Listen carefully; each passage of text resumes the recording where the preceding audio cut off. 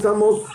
Feliz miércoles. Estamos ya en el segundo miércoles del mes de julio del 2021 y estamos aquí de nuevo en su programa de Wiseman. Mi nombre es Manuel Callejas y hoy vamos a tener un programa especial. Vamos a tener la colaboración, como siempre, de César Benedicto con su cápsula, pero vamos a estar con él, vamos a estar en directo con él platicando sobre un curso muy, muy interesante. Pero vamos a comenzar con el tema de hoy. El tema de hoy, en esta primera sección, tiene que ver con lo que platicamos la semana pasada. Y esto me da referencia porque les recomendé una serie que se llama The Man in the High Castle. Está en Amazon. Estoy sorprendido de esta serie, y no solamente porque el tema que toca un sinnúmero de temas que tienen que ver con la situación racial, explota las alegorías racistas y de supremacía blanca que tienen de por sí los americanos, pero también explota otro tipo de racismo, el racismo que a veces no hemos visto y que tiene que ver con la supremacía de la raza oriental, específicamente la nipona.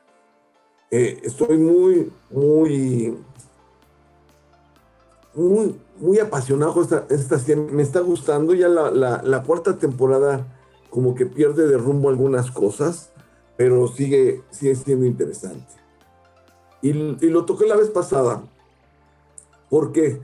Porque no es la única serie que toca el tema de universos múltiples o mundos paralelos.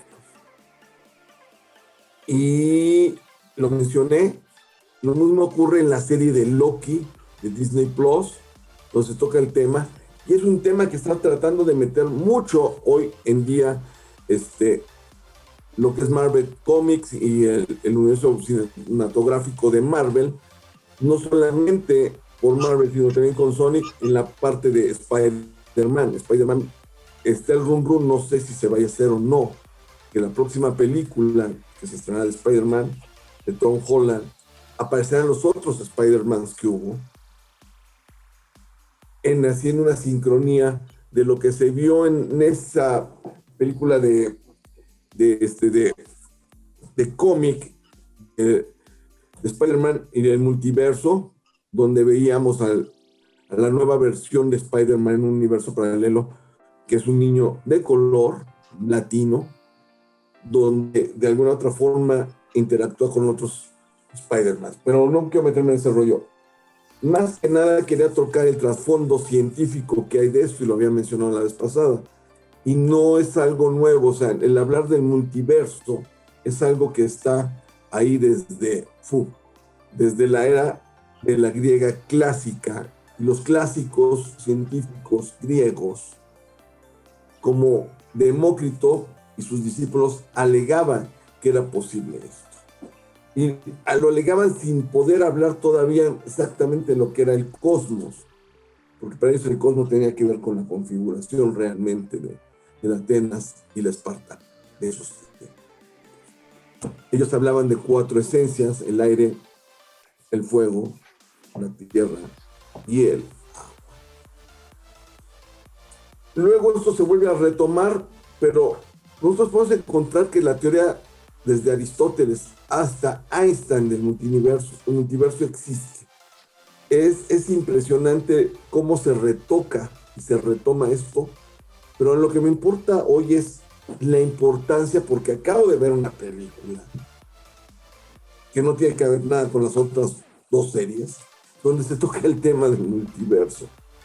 Me decía mi papá hace algunos años, bueno, ya muchos años, cuando empezaban muy fuertemente algunas películas con temas, dice: ¿sabes qué, hijo? Yo creo o pienso que a través de las películas nos empiezan a adoctrinar sobre algunas cosas. Las invasiones extraterrestres o la aproximación de contactos con gentes de otros mundos. Podría ser, no sé, o podría ser que es la moda hablar del multiverso, como fue la moda hablar de los zombies, donde válgame la situación.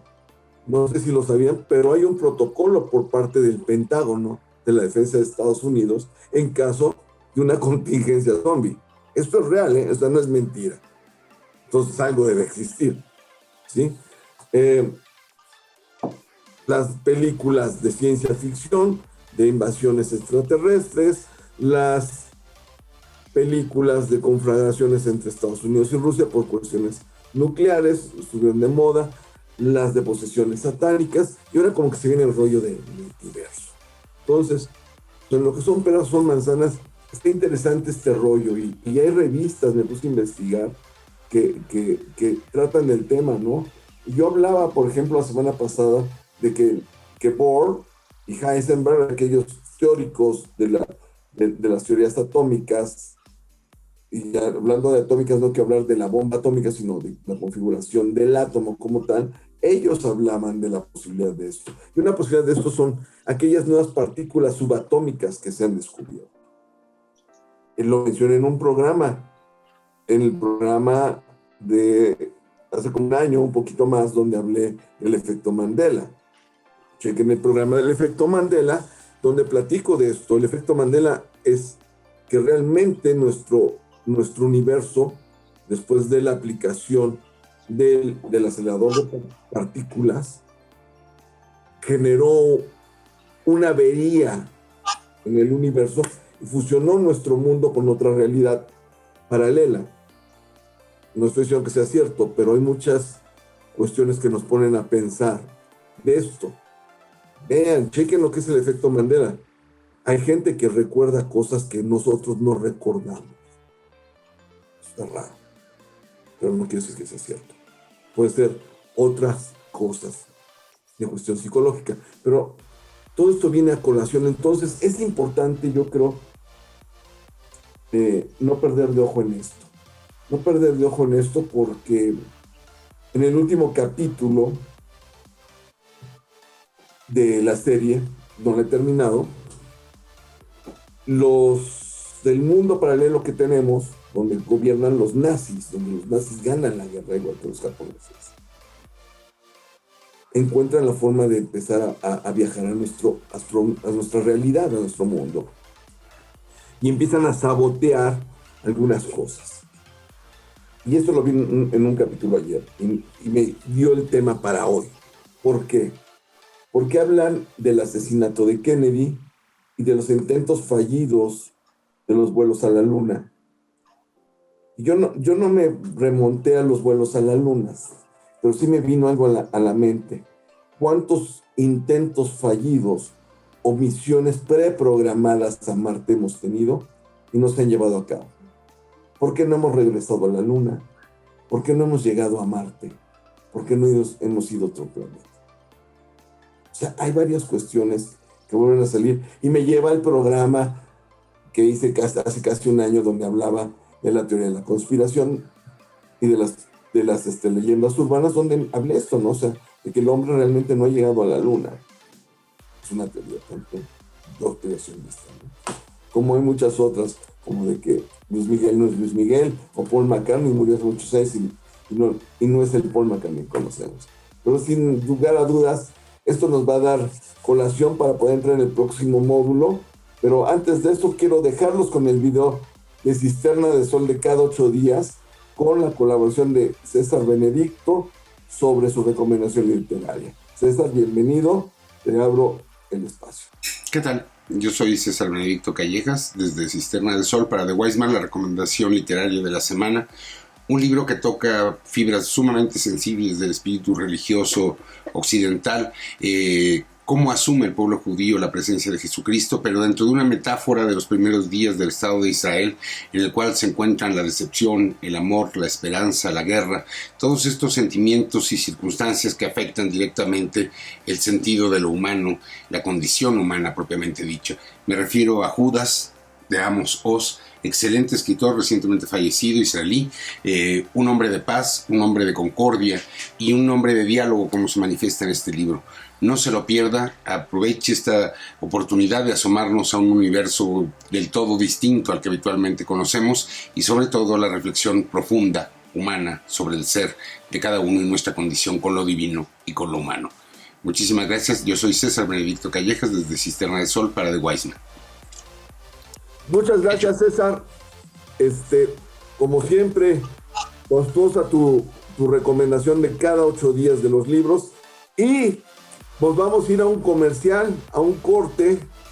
Regresamos con The Wise Man y aquí vamos a tener en vivo a César Benedicto hablando de un curso y algo que tiene que ver con algo que he estado mencionando en algunos programas anteriores. Entonces, The Wise Man, mi nombre es Manuel Callejas y regreso después de este corte.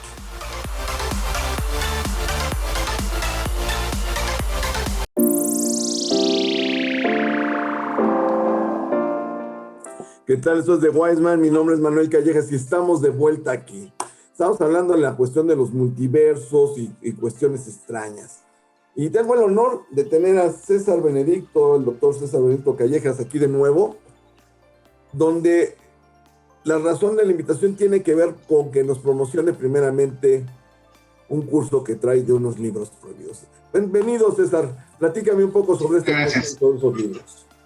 Pues mira, el curso consiste en 10 sesiones vía Zoom, el material que se hace llegar, y vamos a adentrarnos en el mundo de la censura, de los libros que han sido censurados, destruidos, prohibidos a lo largo de, sobre todo del siglo XX, que es una época especialmente fructífera en términos de intolerancia y de incomprensión, y pues demostrar cómo la censura en realidad lo único que hace es alentar la lectura de los textos que se suponen prohibidos. Empezamos con Mi lucha de Hitler, vamos a darnos una vuelta por los versos satánicos de Salman Rushdie, El amante de Lady Chatterley, de Lawrence, es para hablar también de la censura sobre el cuerpo y la libertad, temas raciales como Matar a un ruiseñor de Harper Lee, o tocar temas sobre criminalidad y lo que llamamos normalidad, como en El guardián en el centeno de Salinger. Y terminamos con uno de los pocos libros censurados en México, que es La sombra del caudillo, que es toda la génesis del sistema hegemónico de partido que privó en México durante muchísimos años. La idea es conocer los textos, saber las circunstancias, dar una lectura literaria y también una lectura histórica en este fenómeno que pues amenaza con volver con más fuerza en un periodo de posverdad y de negación de la realidad. Hablabas de Mi lucha de Hitler. Con eso abrimos, esa es la primera sesión. Mi lucha de Hitler nunca fue un libro prohibido propiamente dicho, pero el Estado federal alemán se quedó con los derechos de autor de Hitler y nunca se autorizaron ediciones. En el año 2005, se entra a dominio público el libro, y pues la gran discusión fue si el libro se prohibía o no se prohibía, porque pues entrando a dominio público ya no había manera de controlarlo, y bueno, participé en algunos foros, en algún congreso sobre eso, y la conclusión fue que lo mejor que podía hacerse era dejar la libre circulación del libro, para no convertirlo en un elemento mitológico y poderlo estudiar de una manera ordenada, clara, y hoy por hoy, bueno, se editan, hay acuerdos con las editoriales que están autorizadas, que tienen que realizan trabajos siempre en pastas poco llamativas, con estudios críticos, y yo creo que esa es la manera. Sepultar un libro es sepultar una semilla, no es enterrarlo, ¿no? Exacto. Oye, a mí me sorprendió saber, por ejemplo, que Rebelión en la Granja estuvo prohibida en varios países alrededor del mundo por la crítica que se hacía de las élites en el poder. O sea, ese libro tremendo de George Orwell, yo creo que sería bueno que lo trataran, ¿sí? Dentro del elenco de libros tratamos el 1984, que es también, bueno, a Orwell lo censuraron varias veces, a él y a otro, Arthur Koestler, que tiene un libro maravilloso que se llama El cerro y el infinito, y él hacía la broma que era el único autor que habían condenado a muerte y quemado sus libros: Franco, Hitler, Mussolini y Stalin. Entonces, de todos los gustos y todo el mundo lo censuraba. Y el de 84 en especial, porque sí fue censurado en Estados Unidos, incluso no se vendió durante alguna época, y sobre todo en la Unión Soviética y en algunos países de Europa Occidental también. Oye, por ejemplo, la Unión Soviética y China, me imagino, han de tener un sinnúmero de de libros prohibidos. O sea, yo creo que, por ejemplo, el de Gulen estuvo prohibido en la Unión Soviética por mucho tiempo, ¿no? ¿Cómo se llama este tiempo? Ahora sabemos mucho más de eso, sobre todo porque, la Lubyanka, la KGB, hicieron un trabajo muy fino de censura y no sabíamos absolutamente nada de este lado del muro, qué es lo que estaba sucediendo. Cuando cae el muro de Berlín y empiezan incluso la desaparición de la Unión Soviética, se abren muchísimos archivos y pues la verdad es que la mejor literatura de la época soviética fue la literatura prohibida, la literatura oficial fue bastante mala. El otro aspecto es que, bueno, 2 premios Nobel de literatura rusa, Solzhenitsyn y... perdón. Alexander Solzhenitsyn y el que escribió el doctor Zhivago, Boris Pasternak, los 2 no pudieron recibir el Nobel porque estaban censurados y no podían salir de la Unión Soviética. Entonces, bueno, en realidad es un fenómeno prácticamente universal, se practica desde tiempos de Roma.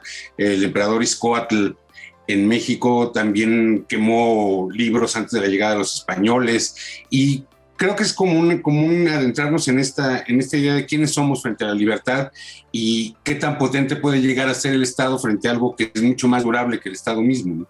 No, acabas de mencionar algo bien importante, por ejemplo, que la censura existió en tiempos atrás. Me mencionaste a alguien de Mesoamérica, no sabías este dato, platícanos un poco sobre ese dato. Sí, el emperador Izcóatl, antes de Moctezuma, cuando toma posesión incluso de Texcoco, él plantea toda la idea de una nueva era para su pueblo. Entonces lo que sus sabios le dicen es que hay que destruir toda la memoria para poder construir algo nuevo y que no se hable del pasado. Entonces, la primera gran destrucción cultural en Mesoamérica la realiza el emperador Izcóatl, pues 100 y pico de años antes de la llegada de los españoles. Es lo mismo que... O sea, no es propio de una cultura en particular, es un sentido general. El poder piensa que puede dominar la memoria y el futuro, y eso no es posible.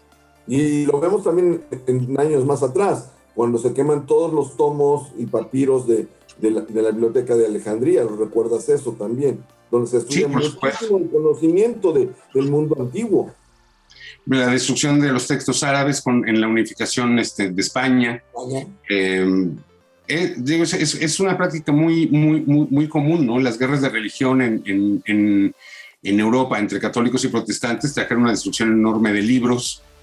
Y vaya, la doble moral victoriana tenía una lista enorme de libros prohibidos. El índice de la Iglesia Católica desapareció en el año 76 con Pablo VI, porque bueno, era ridículo porque hasta Walt Disney estaba ahí, ¿no? Entonces, ya no tiene sentido, pero sí fue importantísima durante muchísimos siglos. Sí, un ejemplo de quien estaba ahí dentro de la lista prohibida por la Iglesia Católica fue el Lazarillo de Tormes. O sea, ¿cómo es posible? Sí, claro. Que el Lazarillo de Tormes estuviera prohibido, ¿no? O sea, no, y cuentos de Walt Disney, por ejemplo, porque eran inmorales, o bueno, desde luego todo arte estaba prohibido, completo, cualquier cosa que él escribiera, aún lo que todavía no se había escrito ya estaba en el índice, y eso desde luego pues lo que hacía era alentar que la gente lo leyera más, ¿no? Sí. ¿Tú te acuerdas de un escándalo que hubo cuando el secretario del Trabajo, Abascal, censuró el libro de Fuentes, el de Aura? La verdad tampoco tiene nada de censurable ni nada espantoso, pero Aura se edita una vez al año desde que salió por primera vez. Después de esa censura de Abascal se editó 2 veces durante varios años. Entonces, Fuentes, que tenía un excelente sentido del humor, le mandaba flores el día del aniversario del escándalo, le mandaba un ramo de flores. Oye, uno de los grandes éxitos, un bestseller por las nociones de prohibición, fue el Código Da Vinci de Dan Brown. También fue lo mismo, o sea, el run de que estaba prohibido y que hablaba de cuestiones que no venían al caso. Incluso sí fue prohibido en algunos países de Latinoamérica e incluso en el Líbano, pero eso hizo que se volviera un bestseller realmente. Lo que pasa es que la censura tiene muchos rostros. Entonces, por ejemplo, Harry Potter está censurado, está prohibido en varios estados de Estados Unidos por el tema de la hechicería y todo eso, y lo que hacen es no comprarlos para bibliotecas públicas, por ejemplo, para bibliotecas infantiles. O algunos libreros, por ejemplo, Lolita de Nabokov no se pudo leer en Estados Unidos sino hasta el 60 y tantos, 10 años después de editado, porque los libreros no lo vendían. Oye, entonces otra manera de ejercer censura. Pero fíjate, lo que estás mencionando, por ejemplo, Charlie y la fábrica de chocolates o ¿Dónde está Wally? O sea, ¿cómo pudieron estar censurados, no? Y en Estados Unidos. O sea, me, me, este, me causa extrañeza de cómo puede darse esto. Otro libro, el de Tintín en el Congo. O sea, el, el, o sea, no entiendo cómo puede haber censura a esta magnificencia. Por ejemplo, Tintín en el Congo se censuró por lo que sé, por cuestiones racistas y de xenofobia, supuestamente. Lo mismo pasa con Charlie y la fábrica de chocolates por los Upalumpas, porque era una referencia a los pigmeos, ¿sí? Entonces, Sí, no, es como volver a tomarnos de nuevo y con lo que estamos con la generación de cristal, ¿no? O sea, todo, exactamente. o sea, Yo creo que por eso es oportuno el curso. queremos tapar el sol con un dedo y pues no, o sea, no está haciendo uno tratando de hacerlo burla, mofa de algunos estereotipos sociales o cuestiones de raza que existen realmente, pero no se hacen con mofa, se hacen con externación solamente. Y creo que es la bronca que tenemos hoy con la generación de cristal. No sé qué opinas al respecto. Yo creo que por eso es oportuno el curso, porque vamos hacia una época de mayor censura y menor libertad, en el sentido de que yo juzgo el pasado con los ojos de hoy y considero que todo lo que se ha dicho antes está mal, me quedo sin pasado y me quedo sin memoria, y ya no hay nada que se pueda decir. Digo, el ejemplo claro es, por ejemplo, que más peligroso, yo creo que jamás he escrito un libro tan peligroso como Mi Lucha. Y entonces reeditarlo, hacer ediciones críticas, hacer todo Verne está lleno de machismo y de racismo, pero no nos podemos deshacer de él porque es parte importantísima de nuestra evolución científica y cultural. ¿Por qué no hacer ediciones anotadas, ediciones críticas y hablar de todo lo que se tiene que hablar? El gran problema es que empezar a censurar no tiene final. O sea, es decir, ¿qué hace diferente el que la Iglesia Católica quemara a alguien en el siglo XVI por hablar en contra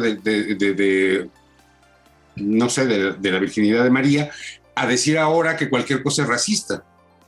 O sea, en realidad no hay ninguna diferencia y lo que hacemos es poner hogueras y limitar nuestro conocimiento y quedarnos cada vez con menos repertorio de saber. Y además, pues estoy de acuerdo contigo y creo que ahí viene el trasfondo de esto. O sea, el sentir que en toda parte ahí viene el símbolo de ofensa y al respecto. Ayer estaba viendo, no sé si ya viste la serie de Man in the High Castle, César. sí, y el libro es maravilloso, es una novela de Philip Dick, tiene el mismo título y es fantástico. Voy a ir a un corte y regresando voy a tocar algo que vi ayer en uno de los capítulos que viene ad hoc de todo esto que estamos mencionando. Entonces nos vamos a un corte, esto es de Wiseman, mi nombre es Manuel Callejas, tenemos invitados a César Benedicto y estamos hablando sobre la prohibición en los libros y el curso que va a dar. Regresamos después de este corte.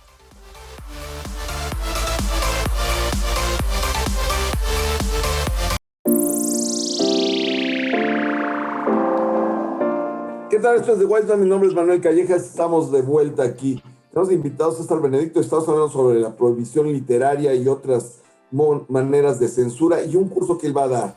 César, estamos platicando de cómo ha sido cíclico esto de la censura, la destrucción cultural a través de dos épocas. Y mencionaban la importancia que me ha causado la serie de Men in the High Castle, la temporada 4, si no mal recuerdo, los nazis, para volver al contexto de la serie, los nazis en ese mundo paralelo ganan la guerra, invaden la mitad de Estados Unidos y los japoneses la otra mitad.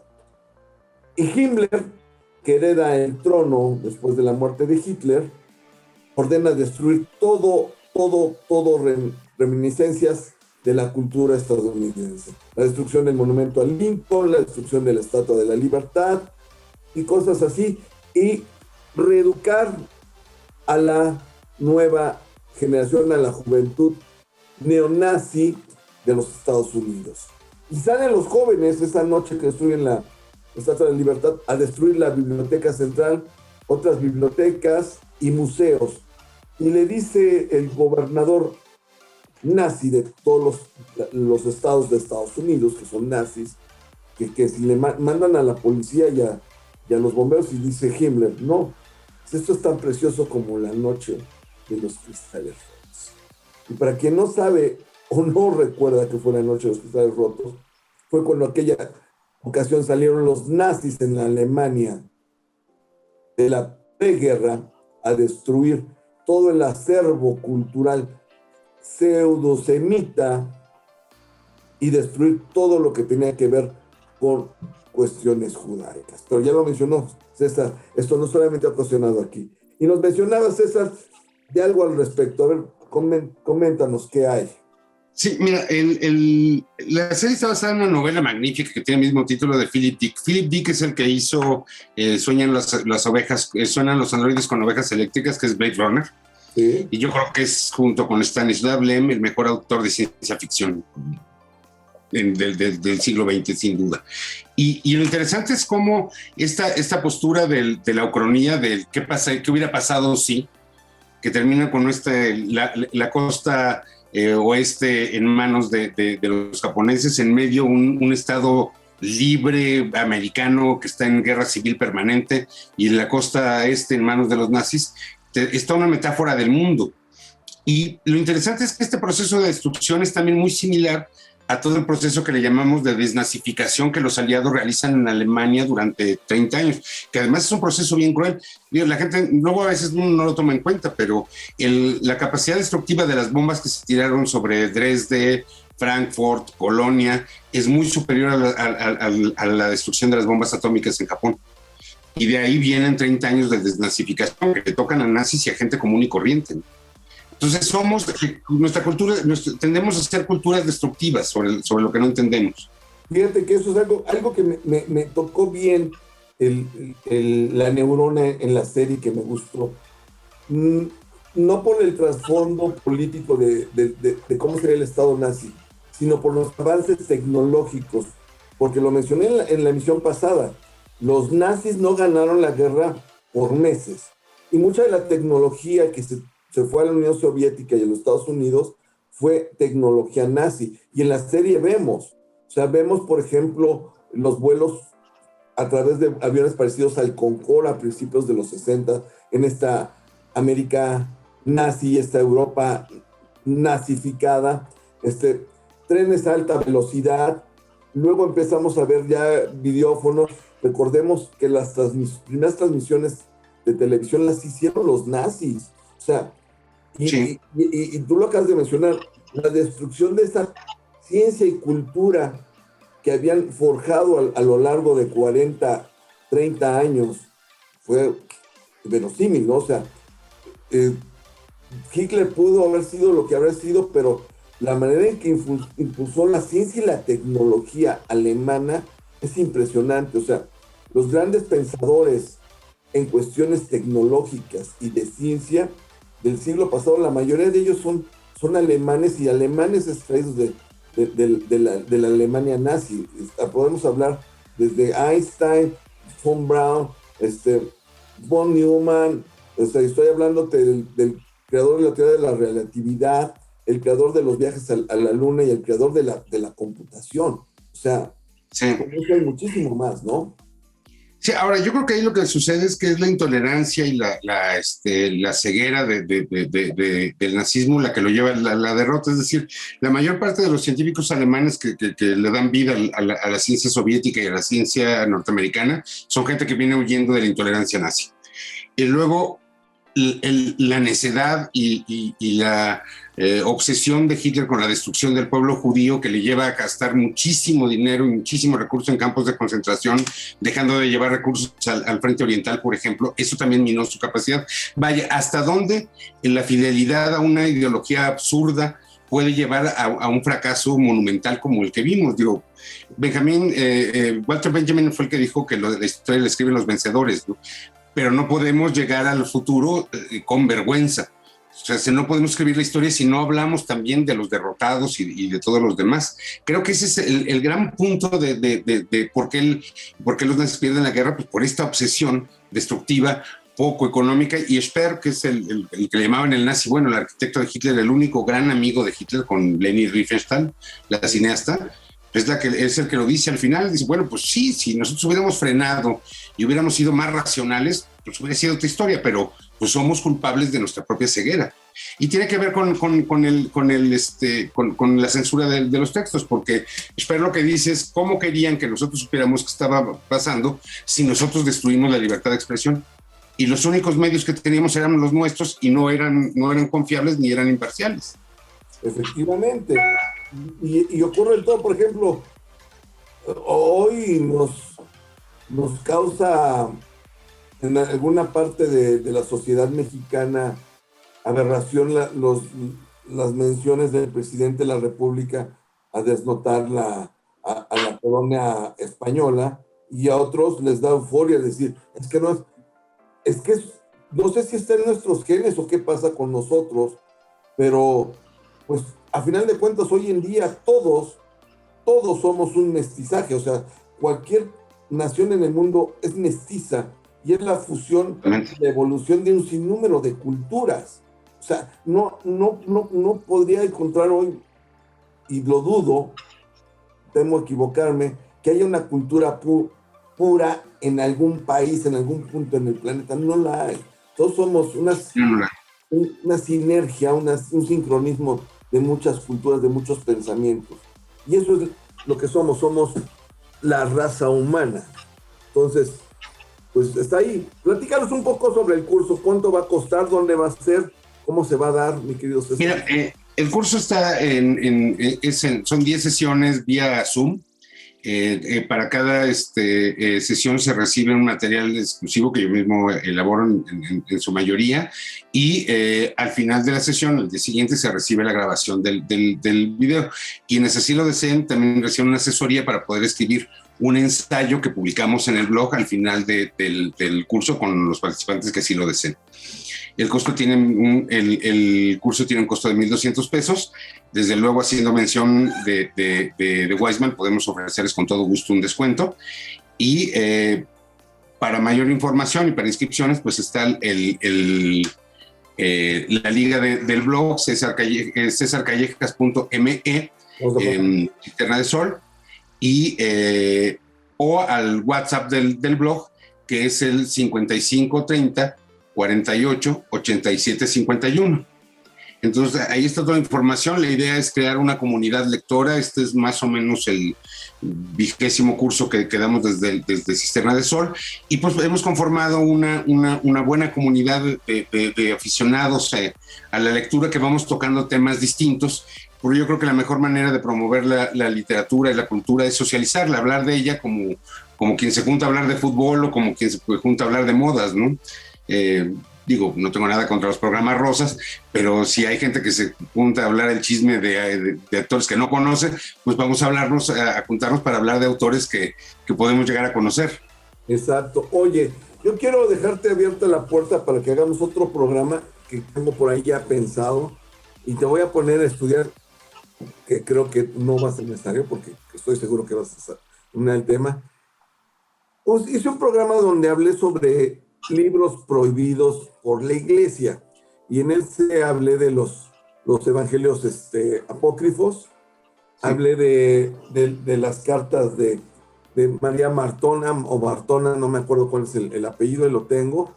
No sé si sabías de este caso. Es una mujer que durante la Primera Guerra queda lisiada y escribe sus memorias y sus visiones de encuentros con Jesucristo en una transmutación mental a la época de Cristo.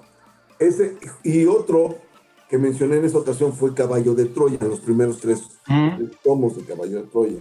¿Cómo ves? ¿Nos aventamos ese programita? Encantado. Yo creo que además hay muchísimo que decir. Hace poco sacó se me olvida el nombre ahorita, el dinero del diablo se llama. Es una de Eloy Ross sobre la relación entre el Papa Benedicto y Hitler, sobre los acuerdos para el reconocimiento del Vaticano y cómo prefiere le da el apoyo al surgimiento del nazismo con tal de no entrar en conflicto y recuperar los espacios vaticanos con el concordato con Mussolini. Es interesantísimo, porque además, al mismo tiempo en que la iglesia niega, se va construyendo a sí misma. La negación de los apócrifos es la determinación del credo contemporáneo. Y como hace muchísimas cosas, vaya, la Iglesia, yo creo que independientemente de la fe que cada quien practique, pues es una institución humana que es sin duda de las más estables de la historia de la humanidad. Ahí sigue y ahí seguirá por quién sabe cuánto tiempo, porque es su capacidad de asimilación la que le permite ir evolucionando muy lentamente, pero sin duda tiene ahí un acervo de diálogo impresionante, por supuesto que sí. Pues, y esto del caballo de Troya, los viajes en el tiempo y todo eso, yo creo que esta cuestión del multiverso y todo aquello está en el punto de discusión. Hace poquito leí el premio Goncourt 2020, se llama La anomalía, de Hervé Letellier. Es fantástica novela y es sobre este aspecto. De repente aterriza un avión viene de París, aterriza en Nueva York. 3 meses después vuelve a aterrizar el mismo avión con la misma gente, el mismo personal, todo, y no saben qué hacer con las copias. ¿Quién es el original y qué es la copia y cómo se resuelve, ¿no? Vamos a leer ese, y ya se nos desgraciadamente se nos terminó el tiempo, César. Te agradezco, aquí estamos poniendo los datos. Nos vemos dentro de 8 días para ese programa que ya palabramos. ¿Sale? Esto es de Wiseman, mi nombre es Manuel Callejas. Muchísimas gracias. Hasta luego.